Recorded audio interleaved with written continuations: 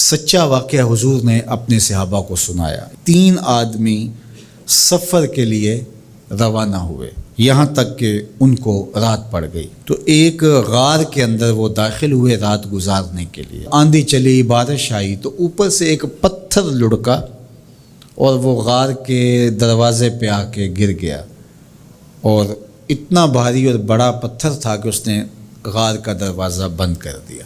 انہوں نے آپس میں بات کی اور کہا، تم اس غار میں پھنس گئے ہو، اب یہاں سے نکل نہیں سکتے مگر یہ کہ تمہارے وہ عمل جو محض اللہ کی رضا کے لیے تم نے کیے ہیں، ان اعمال کا وسیلہ دے کے اللہ سے دعا مانگو۔ ان میں سے ایک آدمی نے کہا، اللہ میرے ماں باپ بوڑھے تھے، اور میں جب بھی بکریاں چرا کر کے آتا تو میں دودھ دو کر کے سب سے پہلے اپنی ماں کو اور اپنے باپ کو پیش کرتا۔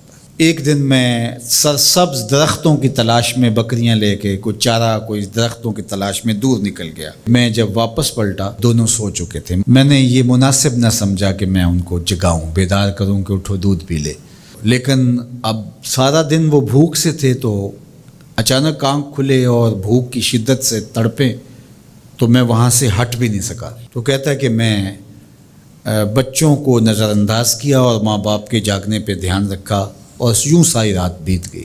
میرے ماں باپ فجر کے وقت جب اٹھے، وہ دودھ ان کو پیش کیا۔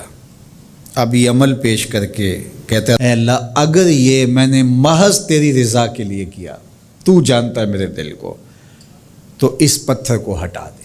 تو پتھر تھوڑا سا سرک گیا، لیکن اتنا نہیں تھا کہ وہاں سے یہ باہر نکل سکے۔ اب دوسرے کی باری آئی، اس نے کہا، اے اللہ میرے چچا کی ایک بیٹی تھی جو مجھے بہت زیادہ محبوب تھی، مرد عورت کے ساتھ جتنی محبت کرتا ہے اس طرح میرا اس کی طرف رجحان قلب تھا، تو میں نے اس کو اپنی خواہش کی تکمیل کے لیے کئی بار کہا، لیکن اس نے کہا کہ یہ نہیں ہو سکتا۔ اور پھر ایک دن حالات نے اس کو مجبور کر دیا، فاقہ زدہ حالات ہو گئے، غربت آ گئی، تو اس نے مجھ سے اپنی حاجت طلب کی، تو میں نے اس کو 120 دینار دیے، لیکن اس شرط پہ کہ تم اپنا جسم میرے سپرد کرو گی۔ اب مجبوری سے اس نے کہا ٹھیک ہے، لیکن میں نے دیکھا کہ اس کا وجود اللہ کے خوف سے کانپ رہا تھا، اور مجھے کہنے لگی اتق اللہ، اللہ سے ڈر، اور اس کی حدوں کو نہ توڑ۔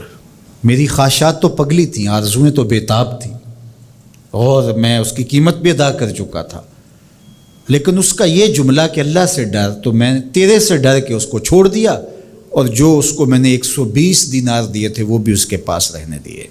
اللہ میرے اس مخفی عمل کو تو ہی جانتا ہے، تو اگر میں نے تیری رضا کے لیے ایسا کیا تو اس پتھر کو ہٹا دے۔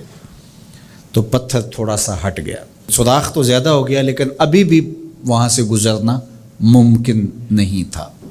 اب تیسرے نے کہا، اے اللہ میں مزدوروں سے کام لے رہا تھا اور ان کی مزدوری میں نے دے دی، ایک مزدور بتائے بغیر چلا گیا، تو میں نے کیا کیا کہ اس کے مزدوری کے پیسے کاروبار میں لگا دیے، کاروبار میں برکت ہوئی، اور بہت زیادہ وہ کاروبار جو اس کی مزدوری سے شروع کیا گیا تھا پھیل گیا۔ تھوڑی سی مزدوری تھی لیکن کاروبار بہت پھیل گیا۔ اب میں اس کے اندر کچھ ایک آنا ٹگا نہیں لیا۔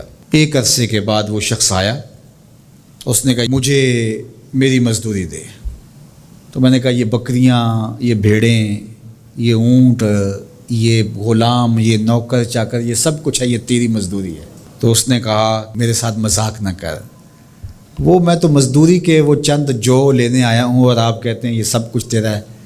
تو اس نے ساری صورتحال بتائی، تو اس نے وہ ساری بکریاں، وہ سارے اونٹ، ساری گائے اور سارے غلام ہانکے اور چل دیا۔ کہا اے اللہ اگر یہ عمل میں نے تجھے راضی کرنے کے لیے کیا تھا تو پتھر کو ہٹا دے۔